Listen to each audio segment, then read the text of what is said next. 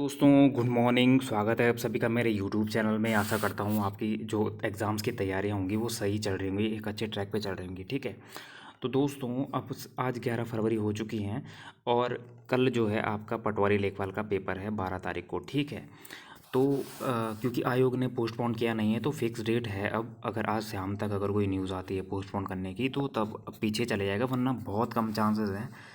ठीक है, तो पटवारी लेखपाल की में लिखित परीक्षा में जो ये नकलची हैं, जो उस टाइम पे ये बोल रहे हैं कि जो 44 अभ्यर्थी जो थे, जो अनुचित माध्यमों से जो परीक्षा में शामिल हुए थे पिछली बार, जो नकलची थे, तो इस बार जो कल पेपर होगा उसमें ये नकलची भी बैठेंगे। ठीक है, बैठेंगे इसलिए क्योंकि जो इन नकलचियों की सूची है वो आयोग तक अभी दी नहीं है एसटीएफ ने। अगर पहले ही दे देता तो इनको पहले ही बैन किया जाता। ठीक है, तो यहाँ पर कहा गया कि 15 दिन में नोटिस जारी कर दिया जाएगा इनके खिलाफ।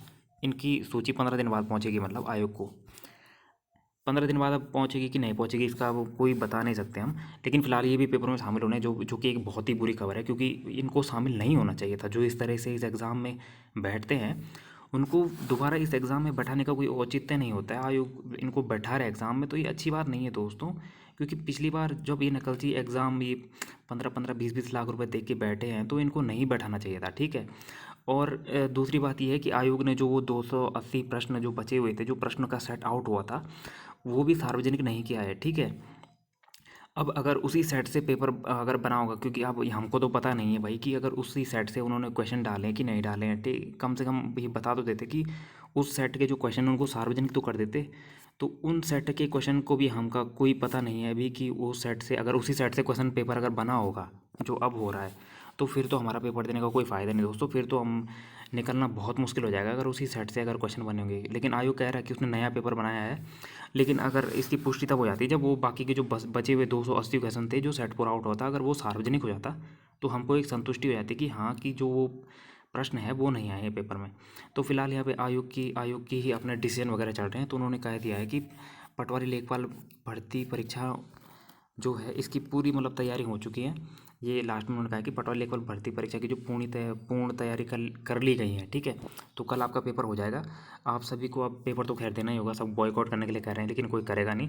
तो मेरी राय यही है कि आप जहाँ आपका एग्ज़ाम सेंटर है, एटलीस्ट आप अपने एग्ज़ाम सेंटर में पहुँच जाइए और फिर अपने सेंटर में देखिए। अगर कोई नहीं देता तो फिर आप भी मत दीजिए, लेकिन अगर आपके सेंटर में बाकी लोग एग्ज़ाम देते हैं तो आपको भी एग्ज़ाम देना होगा। ठीक है, अब आप यही सोच के घर में बैठेंगे कि मैं बॉयकआउट कर रहा हूँ, मैं नहीं दूंगा, मैं नहीं जाऊँगा पेपर देने, और आपके दोस्त लोग चले गए वहाँ पेपर देने, तो आपका ही भविष्य है वो दोस्तों ये।